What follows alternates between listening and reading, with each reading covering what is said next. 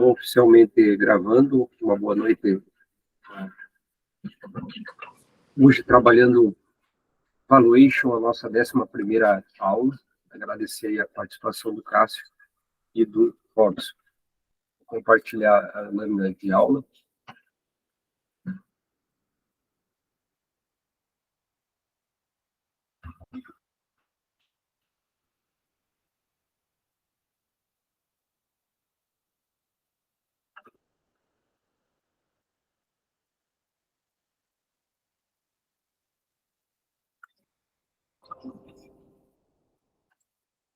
Bom, a ideia da aula de hoje é cobrir todo o conteúdo do livro do Damodaran, o que trata de valuation, utilizando a ferramenta de fluxo de caixa descontado, né? Então, é uma compilação também aqui de 3 capítulos, e então é bastante sucinto, né, o que eu vou falar. Não se esgota no meu discurso. Bom, então, começando já, nessa sessão 10 aqui, ele começa tratando a ideia de aumento de valor. Então, sobre a ótica do gestor, né, supondo que amanhã depois vocês sejam gestores da empresa, o CEO, o gestor financeiro também, né, não somente o Chief Executive Officer, mas o Chief Executive Finance também, a gente encontra ações que podem aumentar o valor da empresa. Como aqui é reportado pelo Damodaran, no início dos anos 2000, na virada do milênio, que estava na moda as empresas .com, né, em função da expansão da internet. E estava na moda essas empresas alterarem o nome, a sua fantasia, incluindo no nome o .com. E ao fazer isso, olha o que acontecia, né, com relação ao preço. Ela, antes que se tinha de valor, tá, no que ocorreu o anúncio, e depois, tá, com relação ao preço das ações, tá, em termos da variação percentual aqui do preço. E aqui de forma acumulada, né, o que a gente observava, tinha uma acumulação, e então reduzindo a questão de liquidez e aumentando o preço, tá, como a gente pode observar. E esse gráfico maior, ele realiza a análise do controle da mudança, e a mudança de preço ocorria tanto antes da adoção do .com quanto depois, né? O que muda na empresa? Nada, né? Somente o nome da empresa. E isso alterava o preço. Então, os caminhos para a criação de valor, né? O que determina a criação de valor de uma empresa? Tá? Já que eu mostrei agora esse exemplo de que foi aumentado o valor de forma artificial. Mas o que realmente aumenta o valor de uma empresa é ela aumentar investimentos. Sempre colocado, né? Novos investimentos que vão gerar crescimento pela realização, né? E em função da quantidade e qualidade desses investimentos. Também vai gerar aumento de valor real, crescimento da eficiência, gerado utilizando melhor os ativos existentes. Tá?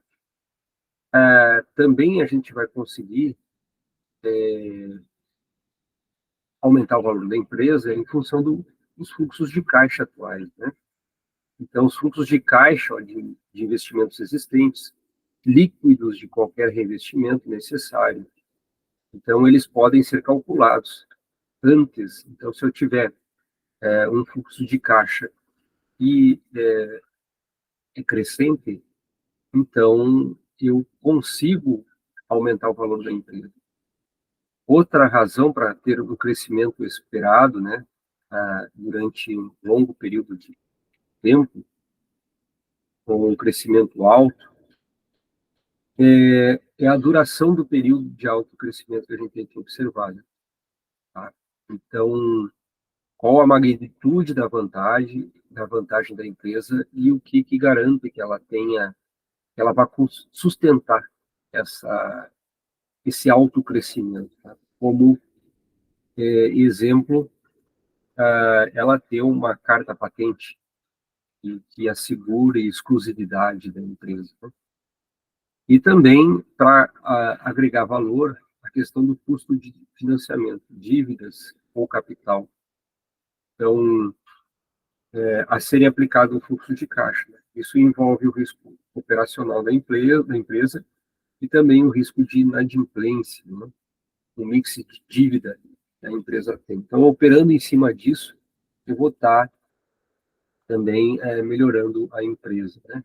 E alterando o valor terminal da empresa.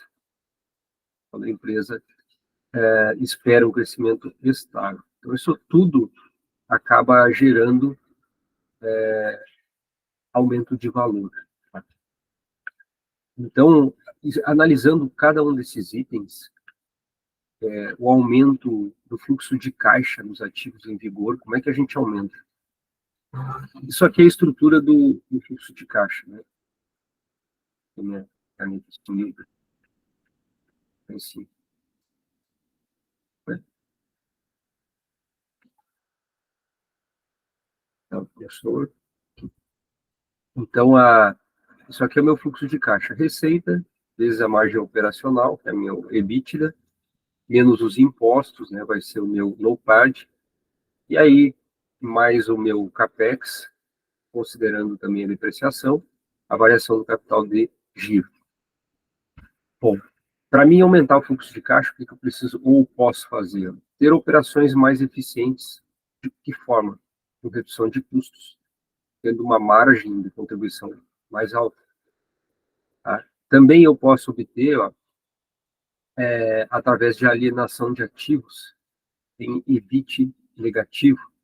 Então, me ver livre de ativos cuja margem ela está sendo negativa. Outra forma de aumentar o fluxo de caixa, né, é reduzindo a alíquota no qual a gente paga impostos. De que forma? Movendo as receitas para locais onde os impostos são menores. Isso é possível de fazer, como a gente já muito ouviu falar em guerra fiscal aqui dentro do Brasil e também fora, né? Agora, recentemente, teve o anúncio no início do ano da saída da Ford do Brasil, né? Trabalhando essa questão de impostos. Quando estavam lá em Camaçari, eles tinham isenção de 21 anos em ICMS. No momento que terminou, coincidentemente, eles foram embora, né? Também, viva do excesso de investimento passado. Eu posso reduzir o CAPEX e trabalhar sem grande investimento, então acabando daí aumentando o fluxo de caixa. E posso melhorar o gerenciamento de estoque, políticas de créditos mais rígidas, apertando a liberação de recursos, no controle dos 5 Cs de crédito, né? Então, eu estou agindo de forma proativa como um gestor financeiro aqui, para melhorar o fluxo de caixa da empresa e, consequentemente, eu aumento o valor da empresa. Outra forma de eu aumentar, então, o valor da empresa é aumentar o crescimento esperado. Então, a gente já viu que o crescimento esperado ele é uma função da taxa de investimento vezes o retorno do capital, né, do nosso ROI. Então, para mim ter uma taxa de reinvestimento, né, eu posso trabalhar e reinvestindo mais em projetos. Tá? Também posso, em vez de reinvestir em mais projetos, fazer mais aquisições, como incorporações, fusões de empresas, né? Eu posso aumentar as margens operacionais, e aí eu trabalho em cima do ROI, em vez da taxa de crescimento. Aqui eu tenho um crescimento orgânico e crescimento inorgânico, né? Aqui eu tenho, então, aumento de margem operacional, estou aumentando o meu ROC. E também aumentar o índice de rotatividade do patrimônio, eu estou aumentando o ROC, porque ele é uma função do giro, né, do investimento e também do retorno da margem de lucro do investimento. Né? Tem o meu ROC. Lembrando dessas equações, né, que a gente viu, que a minha taxa de crescimento do lucro líquido é igual à minha taxa de reinvestimento vezes o ROI. Tá?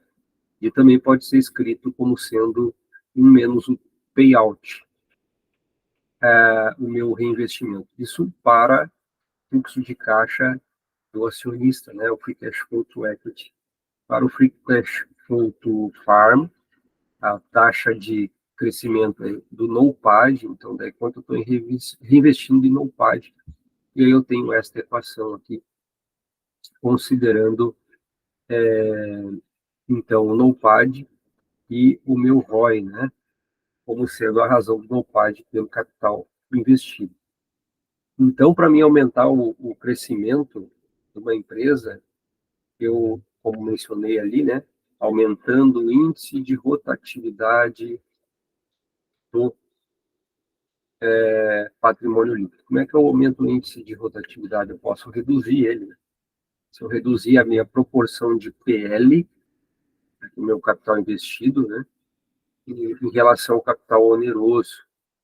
Por isso que é uma tendência, né, das empresas aumentar a questão de endividamento, buscando reduzir o patrimônio líquido e dessa forma aumenta o giro dele.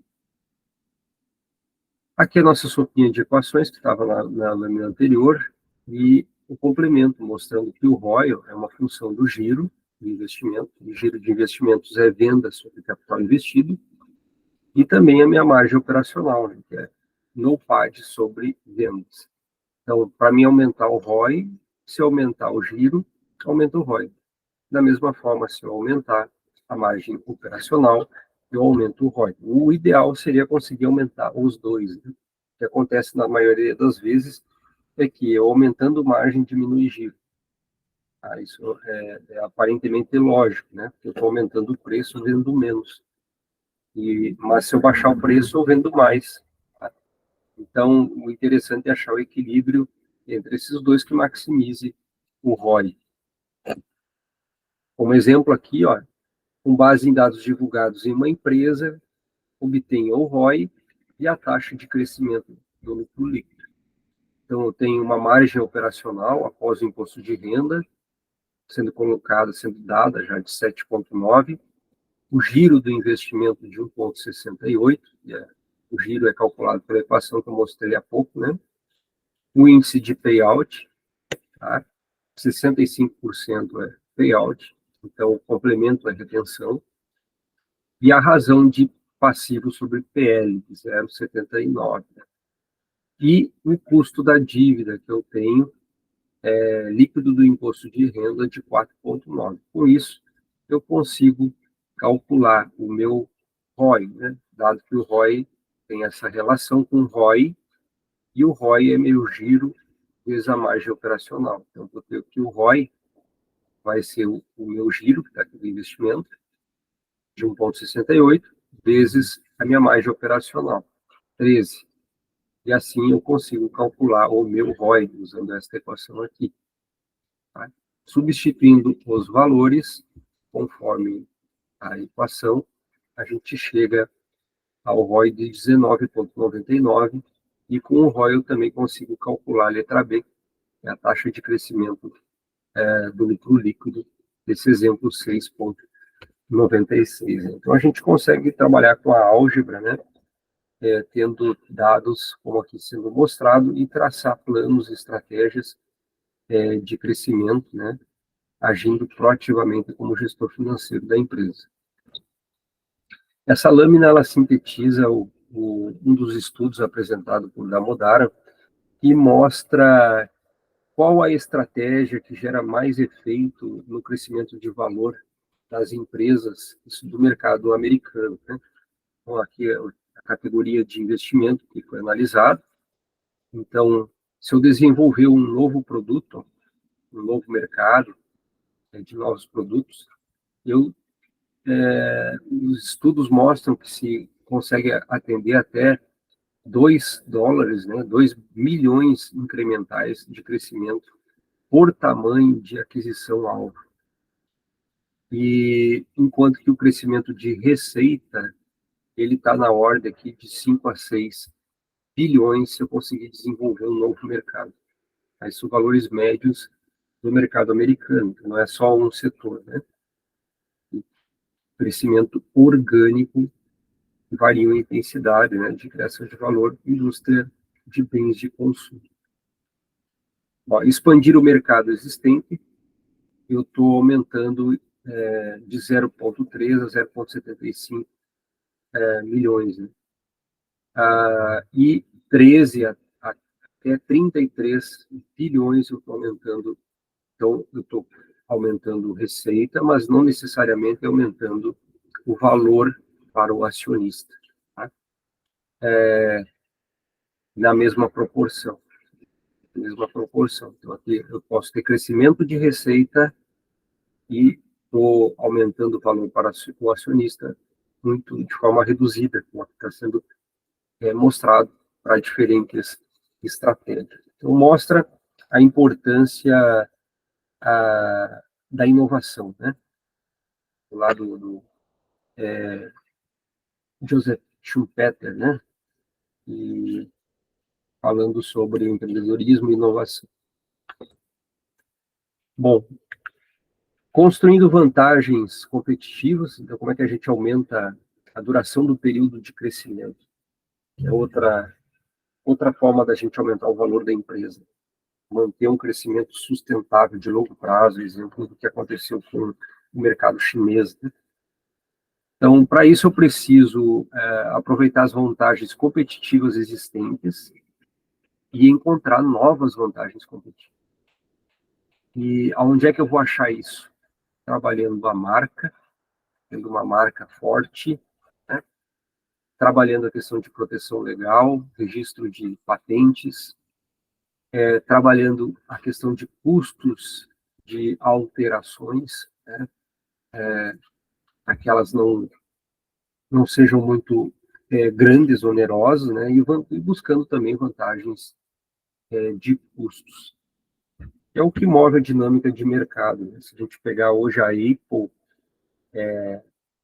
cerca de 80, 90% da produção, ela vem do mercado chinês. Mas como notebook americano produzido na China?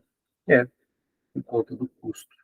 E ela está com pretensão de, até 2025, tem investimento sendo realizado, agora na Índia, para transferir pelo menos 25% da sua produção para lá, por conta das mudanças estruturais na China, né? Já até bem pouco tempo atrás, antes do atual primeiro-ministro, se tinha política lá de trabalho 996, ou seja, todo mundo trabalhava das 9 da manhã às 9 da noite, 6 dias por semana. E aí, recentemente, teve a alteração para 40 horas semanais, né? Então, isso tem freado um pouco o crescimento. Também no passado, o custo do trabalhador era extremamente baixo, chegou a ser $10, né? Hoje está em $400 o custo do trabalhador chinês. Então, tem feito com que muita empresa tenha replanejado, né, suas vantagens de custos, mirando outros mercados. A exemplo do que a gente tem visto aqui no Brasil, muitas empresas saindo daqui, né, havendo uma desindustrialização bastante pesada do país. Então, reduza o custo de capital, é outra forma da gente aumentar o valor da empresa, né? De que forma eu posso fazer isso por terceirização, né? Tá? Reduzindo a alavancagem operacional da empresa, né? E aí a gente tem que lembrar lá da análise fundamentalista, o que é alavancagem operacional, o que é alavancagem financeira. Aqui a gente também abordou alguma coisa, né? Quando calculou o beta, tá? O beta total, na aula de beta, que a gente chama beta financeiro, e mais o beta operacional, que dava o beta total, calculando a alavancagem operacional. Então, se eu reduzir ela, eu estou aumentando custo. Né? Por isso que muita empresa busca terceirização, contratos salariais flexíveis também, né? E na estrutura de custos, em vez de ser mensalista, ser pagamento por produção. Também a alteração do mix de financiamento, relação de débito e equity, coloquei, tá?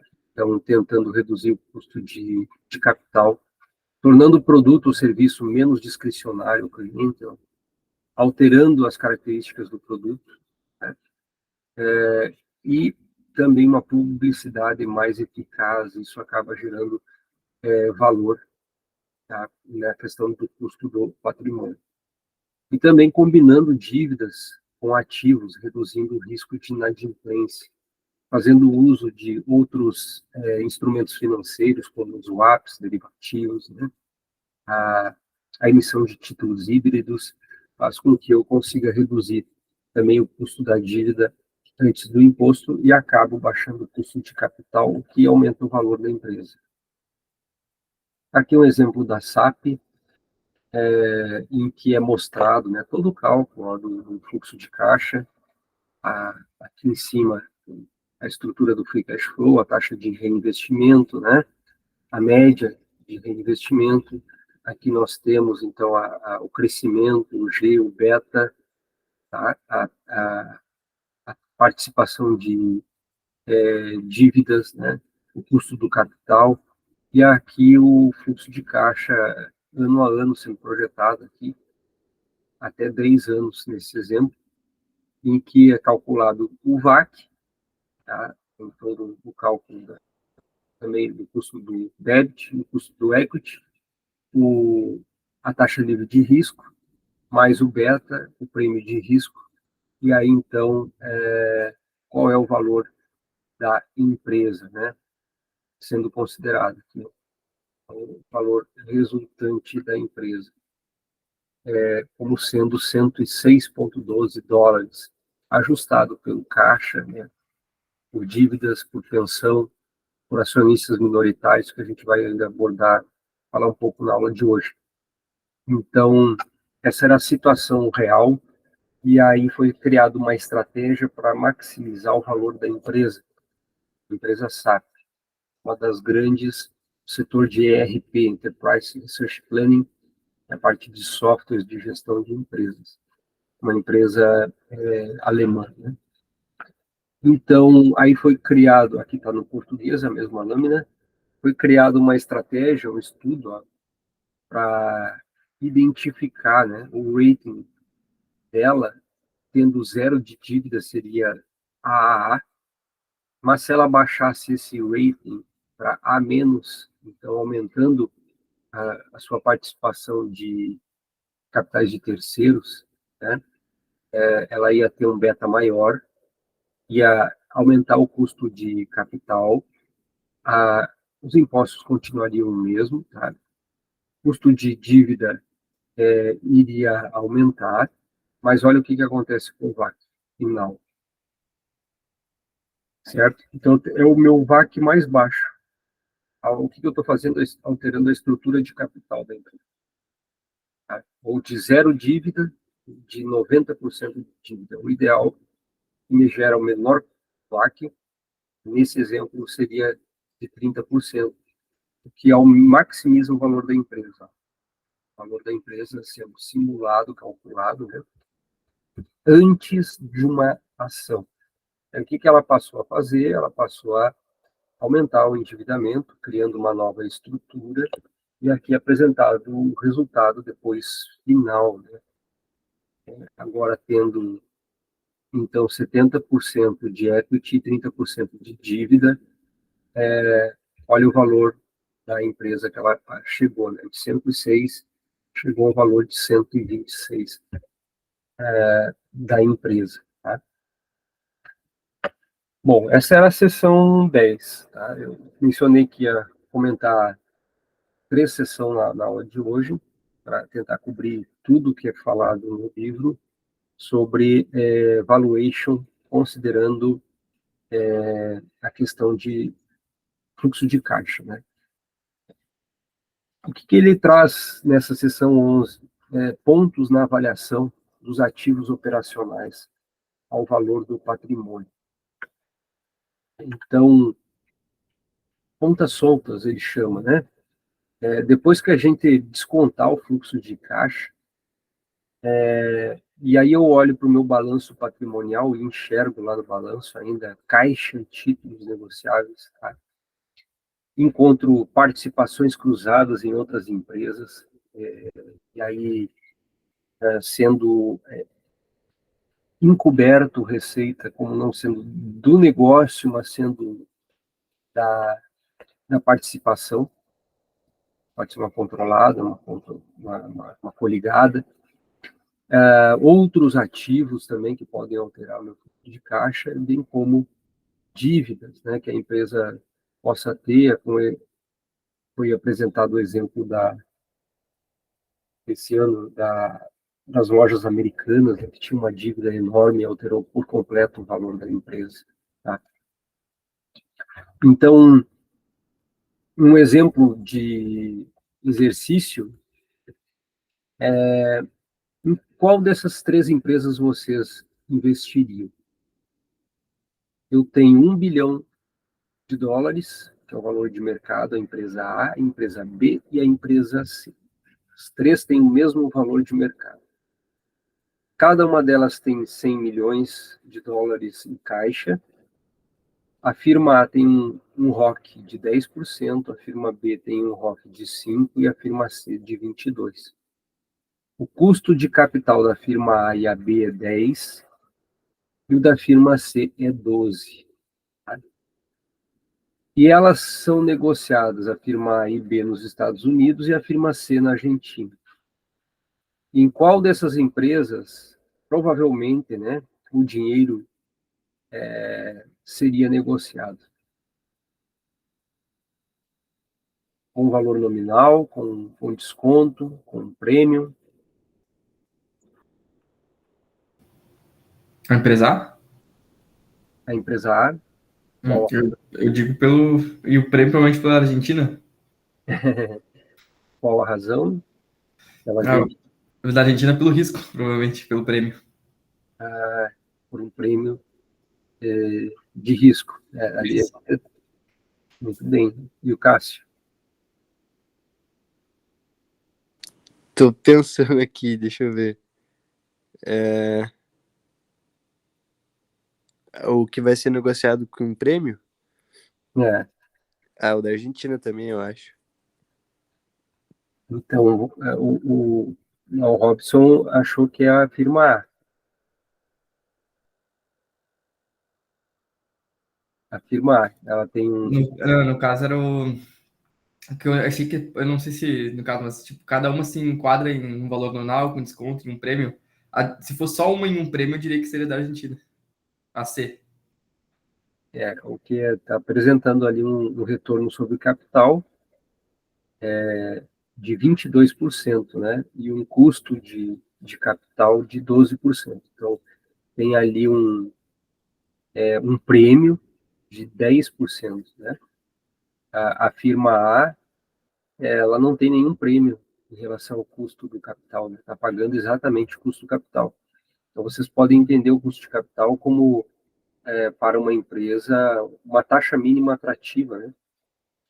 Então, ela está pagando exatamente o que se espera.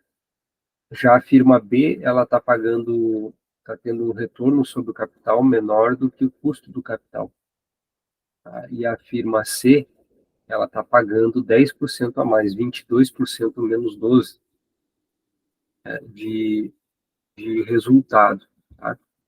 Então, ela tem um prêmio maior, certo? Nesse exemplo,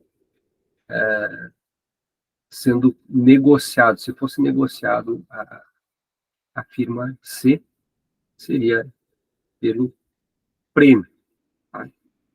Se fosse a firma A, B e a C, pelo valor nominal, não é, porque é o mesmo valor de mercado, 1 bilhão, os três, né?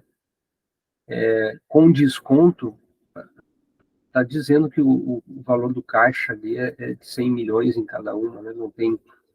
Não está sendo apresentado aqui valor diferente de desconto de negociação. Então, apesar de ser Argentina, ali vamos imaginar que esse custo de capital ele tenha sido calculado considerando também tudo que a gente aprendeu, né, como o risco país, né, risco de tamanho da empresa, e assim por diante. Todas as três têm o mesmo valor.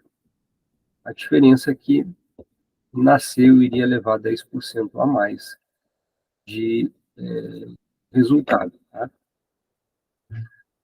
Outro fator relevante, supondo que todos eles estejam, esse percentual, né, em dólares, como está ali sendo representado. Bom, então, desconto ou prêmio, né? Tá?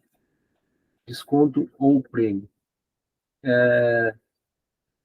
Aqui sendo apresentado o que o mercado americano apresenta de valor de mercado de $1 em caixa, né? Quanto isso representa para a empresa, tá? Se ela é uma empresa madura, o que normalmente se identifica?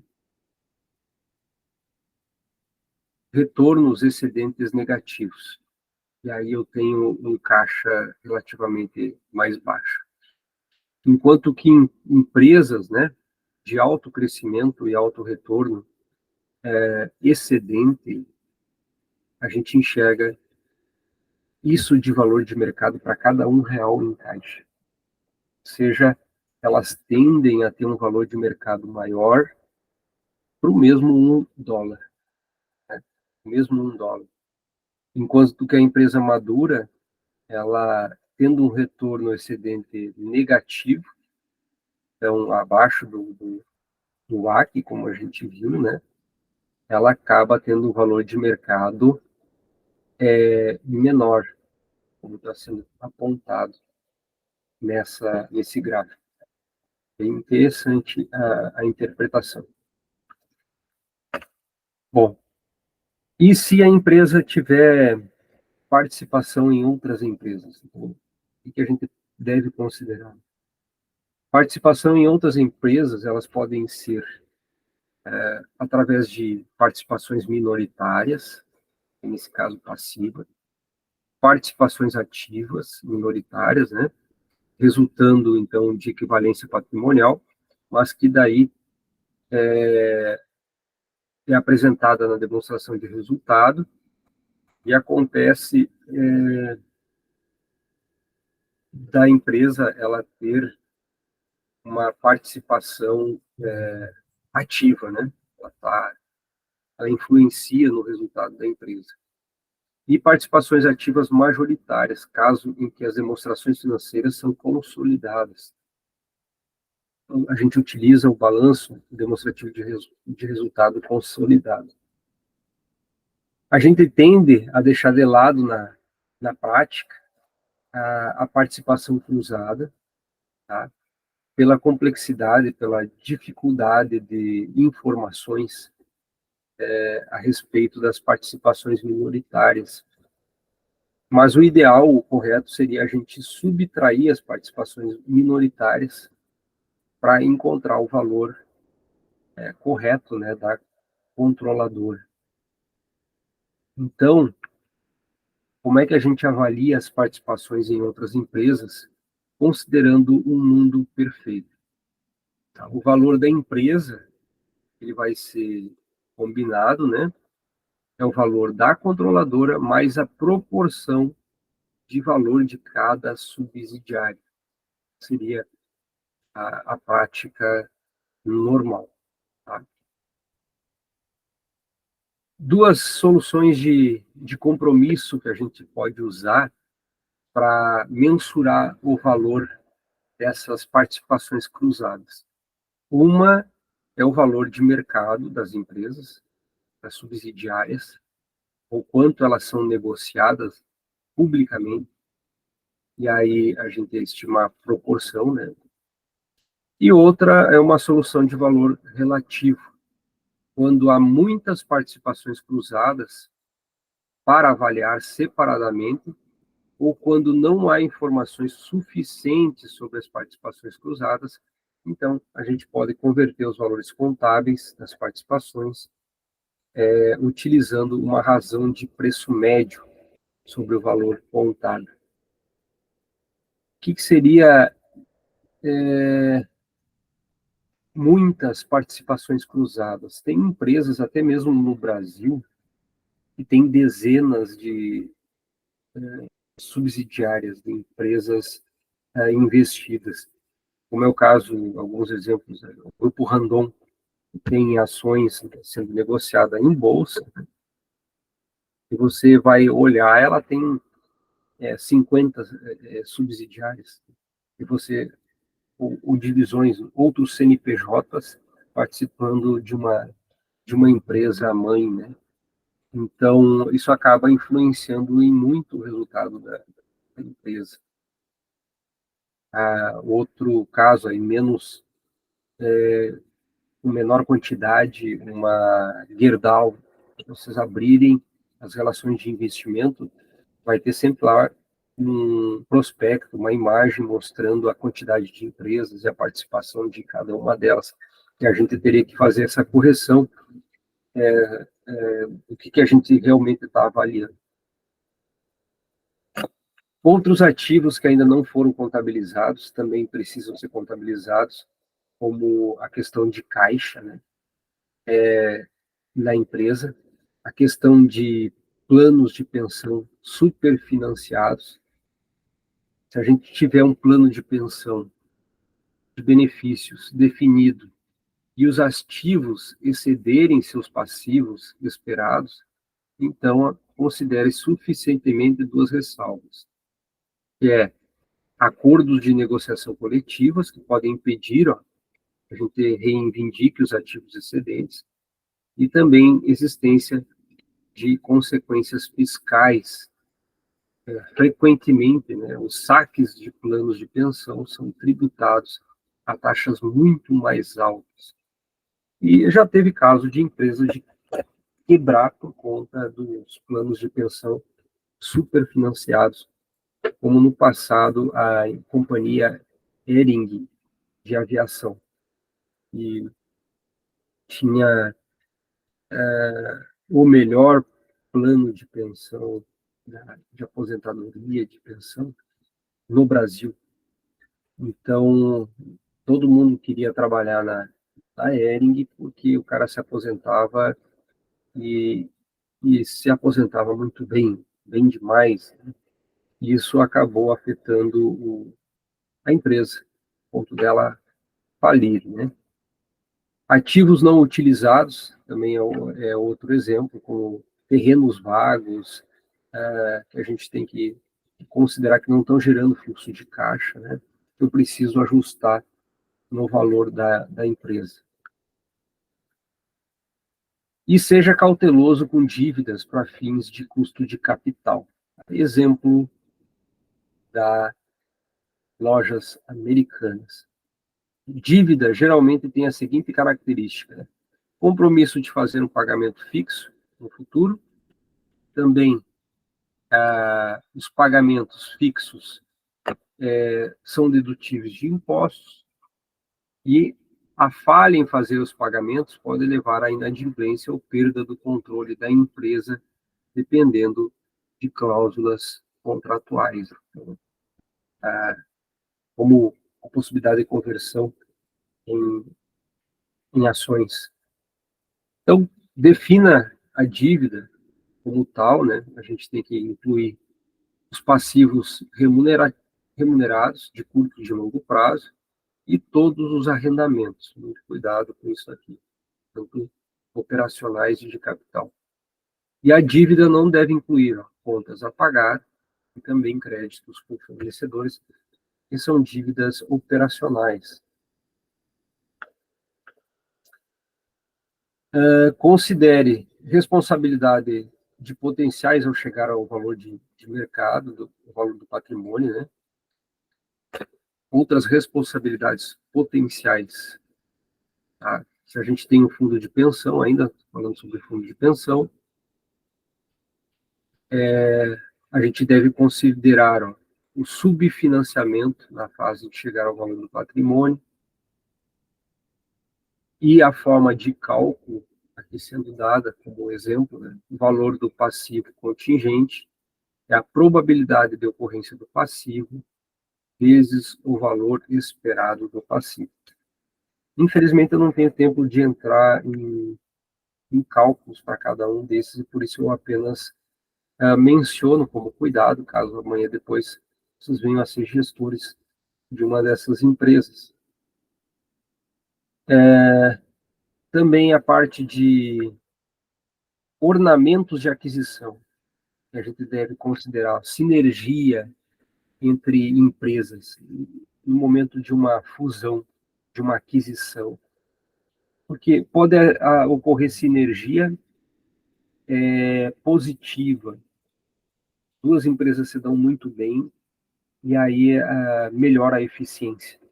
Mas pode haver sinergia negativa, haver uma competição interna, predatória, em vez de aumentar a eficiência e acabar uma boicotando a outra, reduzir a eficiência. E a gente tem que medir essa sinergia sempre que ocorre uma aquisição. Então, fazer o crescimento inorgânico nem sempre significa que a empresa está aumentando a receita, né? Na mesma taxa de crescimento, pode reduzir. A parte de controle de complexidade também, de complexidade do negócio, né? Então, o valor da sinergia, que eu esqueci de traduzir para o português, né? As vantagens estratégicas, uma figura que a gente também tem que interpretar, né? Como é que a gente mede a sinergia, analisar a taxa de benefício, e se está melhorando ou não a diversificação da empresa. Então, ao avaliar a sinergia, a gente tem que chegar nessa equação final aqui. O valor da sinergia vai ser o valor da empresa combinada, com sinergia, menos o valor da empresa combinada, se não ocorresse sinergia. Duas empresas separadas não atuam conjuntamente, somando o valor delas, né, quanto daria. E aí, ocorrendo a fusão, qual o valor da empresa? A diferença é o que a gente chama de valor de sinergia. Aqui um exemplo de cálculo, quando ocorreu entre a P&G e a Gillette, o valor dela somado em sinergia era de 7 bilhões, combinado com sinergia era de 7 bilhões 567 milhões. Então, isso gerava um valor de sinergia aqui sendo apontado, né, desta forma. Isso analisando o free cash flow e até chegar ao valor do ativo, né, valor do patrimônio, value of equity. Então, aumentava bastante o valor do patrimônio do combinado, sem sinergia e com sinergia em 17 milhões, né? Ou melhor dizendo, bilhões, o valor da sinergia. Então, outro fator importante é o valor do controle da empresa, né? Que é como é que a gente calcula o valor do controle? Vale a pena eu ser o controlador? ou vou ser um acionista minoritário sem ter controle. Então, o valor presente é o valor da empresa com mudança de controle, menos o valor da empresa sem mudança de controle, mais benefícios colaterais que eu possa ter. Então, eu vou calcular dessa forma. Tem um texto aqui para depois vocês darem uma olhada e se aprofundar mais no tema. Eu estou indo mais rápido porque tem bastante insights para passar para vocês aqui. E sendo a nossa última aula, né? Aqui o exemplo de análise também, do que eu acabei de mencionar, eu ser controlador ou não de uma empresa, se tem benefício ou não. E aí é feito o cálculo, o exemplo de cálculo, considerando o valor para uma ação sem direito a voto e o valor por ação com direito a voto. No momento de eu investir, né, se vale a pena, como é o caso aqui no Brasil, comprar uma ação preferencial ou uma ação ordinária. Então, estou corrigindo em função do valor do controle. Aqui mostrando também a parte de complexidade. Então, o que é complexidade? Eu estou investindo numa empresa que eu não entendo nada sobre o negócio dela. Eu não conheço o negócio, eu tento entender e eu não conheço. Bom, se eu não conheço e ainda assim quero investir, eu estou correndo mais risco, concorda? Se eu estou correndo mais risco, eu tenho que precificar isso no meu fluxo de caixa. De que forma? Eu vou ter que colocar um prêmio pela complexidade do negócio. É algo. Como é que eu vou investir em algo que eu não conheço? Eu me lembro uma vez de uma apresentação do Cássio, né, que falou de forma acertada, quando eu perguntei por que escolheria investir naquela empresa. Foi na apresentação do semestre passado, de fundamentalista. E aí ele colocou, né, eu invisto nessa empresa porque eu conheço. Não vou investir no que eu não conheço. Então, até posso investir, mas eu vou querer um prêmio por conta do desconhecido, pela complexidade. É o que está, eu verbalizando aqui resumidamente, sendo colocado. No caso aqui de companhias, como General Electric, Microsoft, Walmart, Exxon, várias empresas de vários setores sendo analisadas. E aí eu tenho o número de páginas em cada um dos relatórios, né, o 10Q ali, e o 10K, o volume de páginas em cada um dos relatórios, os relatórios trimestrais, os relatórios anuais, né, sendo apresentados. Então, quando eu não entendo, eu acabo posso colocar um score de complexidade, e esse score de complexidade vai me gerar um acréscimo, um prêmio que eu vou exigir por conta de não conhecer por completo o investimento. O que mais? Então, aqui tudo sobre lidando sobre a complexidade. E, por fim, mas não menos importante, é eu considerar a questão de diluição ou iliquidez dos negócios. E de estresse ali seria também a parte de angústia, né, o sofrimento, a empresa com dificuldades econômicas, e aí ela pode não ter uma vida eterna, como a gente normalmente calcula, os fluxos de caixa tem uma vida finita, e eu preciso precificar isso no meu cálculo do fluxo de caixa. Então, aqui está tem texto mostrando como é que eu faço esse tratamento de angústia, né, aqui sendo apresentado um exemplo, a Las Vegas Sands, em fevereiro de 2009. E aí o valor, então, dessa angústia financeira, a empresa sucumbindo, quanto valeria a ação?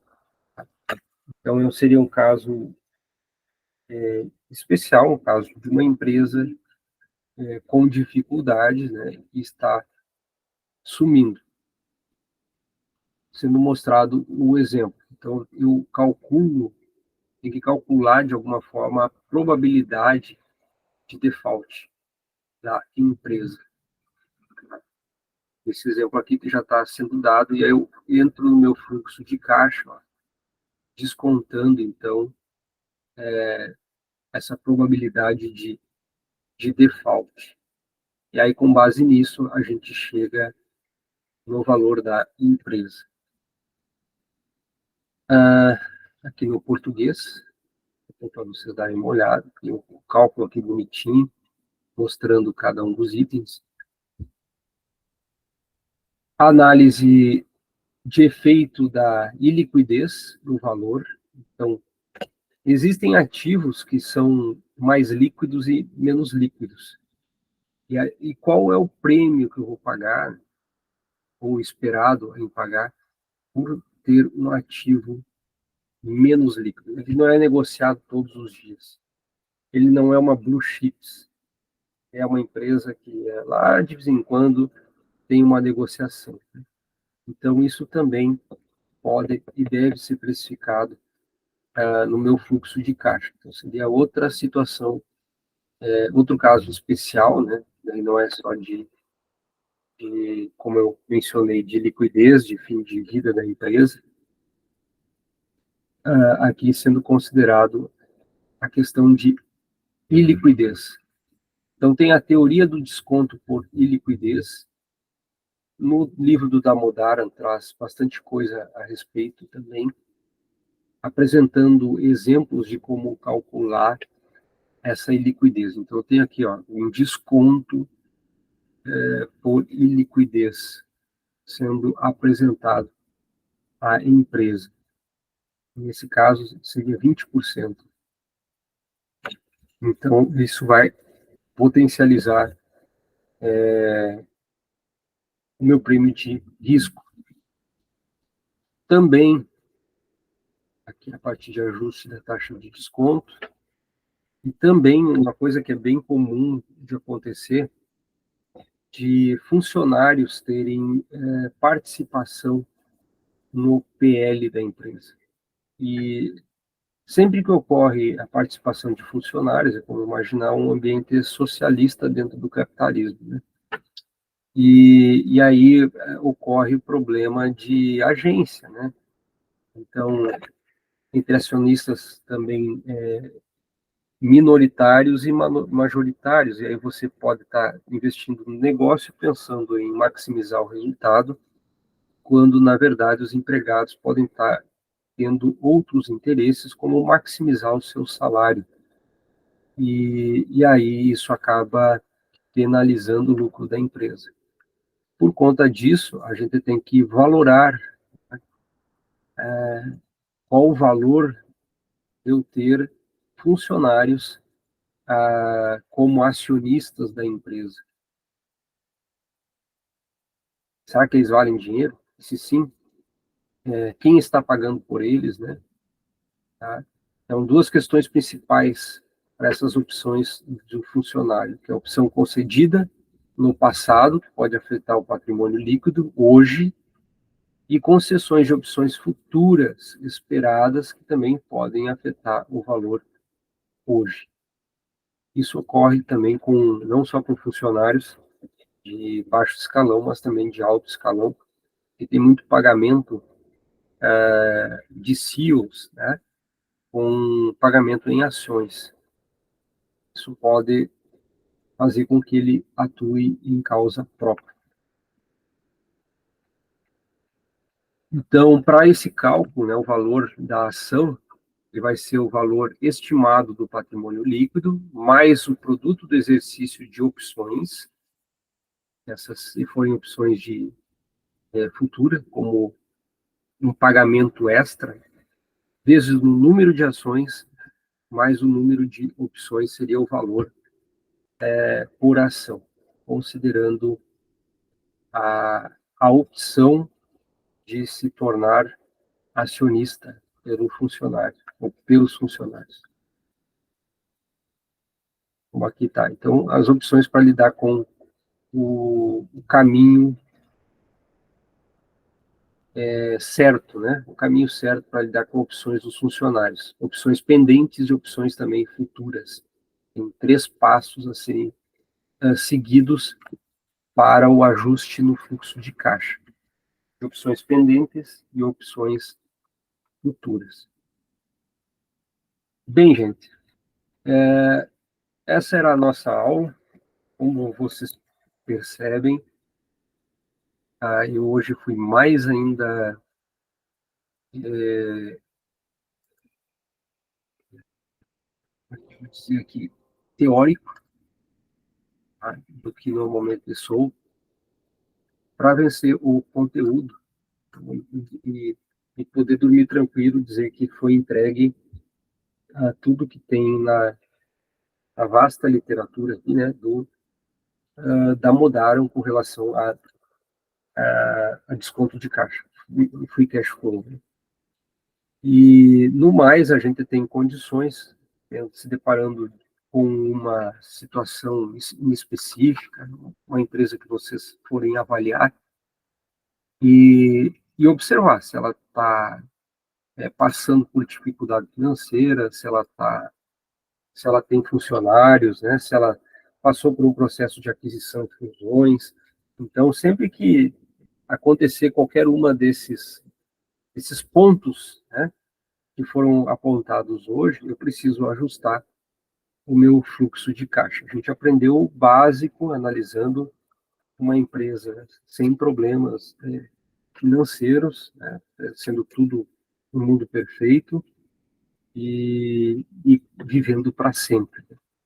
Agora, saiu disso, para cada sessão, cada parágrafo apresentado na aula de hoje, eu tenho que ir atrás e fazer ajuste no meu fluxo de caixa para conseguir ter uma precificação mais ajustada, né, à realidade daquela empresa. E de minha parte, era isso. Só agradeço. Agora, semana que vem, ou depois, dependendo da agenda de vocês, começa o feedback, né? Então, sala de aula se inverte, e aí cada um de vocês vai ter a chance de falar um pouquinho sobre o que conseguiu se apropriar desses nossos 11 encontros. Alguma pergunta, alguma questão que queiram apontar? Tranquilo. Tranquilo, Beleza. professor. Então tá. Daí, a Pergunta? questão das apresentações, ali a gente vai marcar ainda, né? Daí a gente discute ali no grupo, alguma coisa assim. Isso. A priori seria já a semana que vem, né? Se alguém tiver chance. Porque quanto mais tempo a gente deixar, e depois começa as provas, no final do semestre, né? Sim. E aí complica. Quando vê, o pessoal não consegue dar conta. Então, a minha sugestão é já fazer o quanto antes. Mas, se não puder, também não tem problema nenhum, né? E a gente está para crescer junto. Beleza. Eu também aprendo quando vocês trazem uma empresa que eu não estudei, que tenho mais conhecimento daquele caso em específico, né? Caso atualizado. Então, o importante é a gente crescer. Feito, gente. Tá certo. Muito obrigado. Valeu, professor. Valeu, Alexandre. Show de bola. Então tá. Boa noite aí pra vocês. Boa noite também, igualmente.